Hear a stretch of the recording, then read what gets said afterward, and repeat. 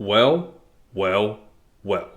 It feels like deja vu because this is the second game in a row where I've made a video where I'm going to say, and a lot of you are going to hate it, but Ruben Amorim proved again, he is a good manager. Sure, United rode their luck a bit, but tactically, Amorim got it about as good as he could have. And luck aside, they've come away with 3 points at Anfield. The last time this happened was probably about 10 years ago, wasn't it? So let's give credit where it's due and get into it. Firstly, I quickly want to touch on 2 defensive shapes that Amorim used to effectively mute Liverpool's attack. They very notably and clearly had 2 defensive stages, the mid-block and the low block. During the mid-block phase, they would set up in a 4-4-2, as you can see here. Of course, you can't see the back 4 in this screenshot, but you can clearly see the midfield 4 and the front 2. Using this sequence in the game, you can see how effective it was at keeping Liverpool's passing options at a minimum. Szoboszlai is forced to come deeper to get the ball due to the lack of open passing lanes,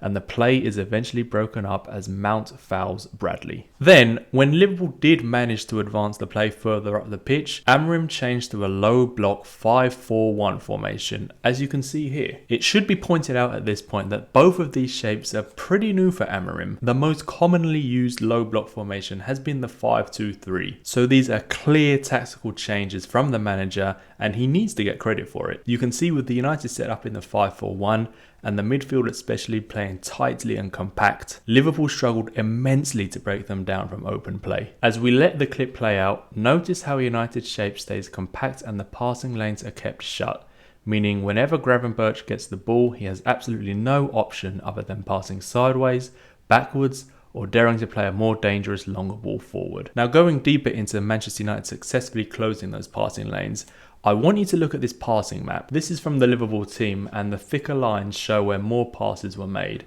And take note of how thin the lines are to the more advanced players in the central areas. They were completely starved of service by United's effective defensive movements, especially that compact 4-man midfield. And this is actually incredible when you consider Amorim and his time at United. Every single fan, or most fans, have all been saying the midfield gets overrun too easily, but here we have a change in tactics against one of the best teams in the league. Okay, they're not on great form, but they are the previous year's champions, and he has compacted the midfield so much that the previous year's champions cannot get through. And just to really ram the point home, take a look at Gravenberch's passing stats for this game. Here are his successful passes in the game, and notice how barely any are being made forward. This isn't because he's an extremely negative player. It's due to United making a clear effort to stop him from advancing the ball from deep. The next key point I want to highlight is United's preference for long balls, especially when you consider Sesko did not start. On paper, this was quite a ridiculous decision, but as you saw the game play out, it all started to make sense. United were absolutely phenomenal at winning those second balls,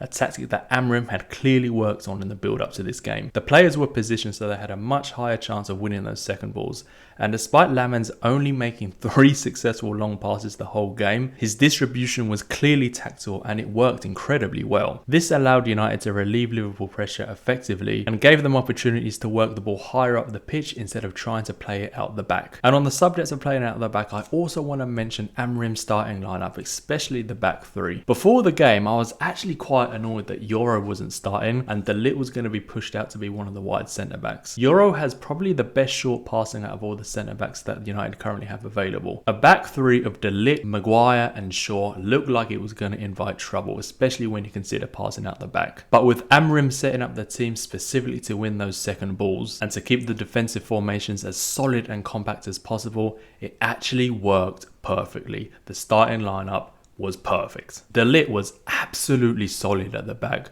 Maguire, of course, he ended up getting the winning goal. What an absolute legend.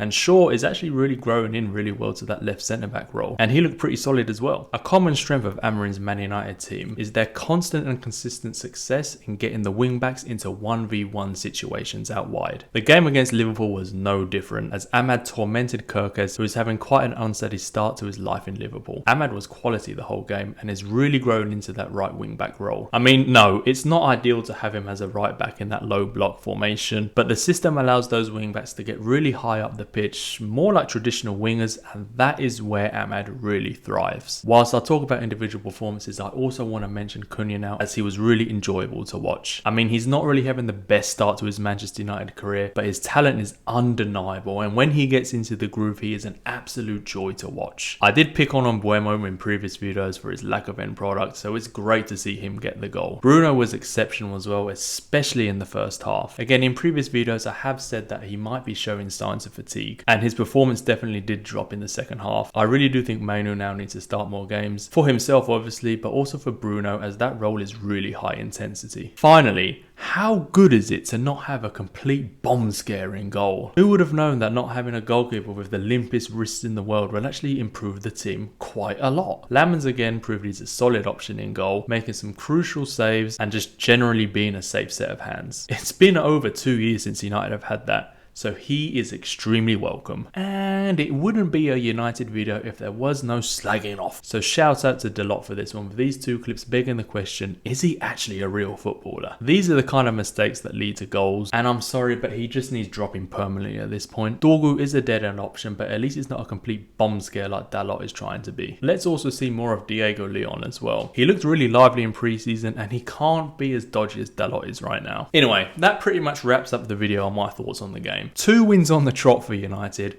a win at Anfield against Liverpool, and I've said it before and I'm gonna say it again.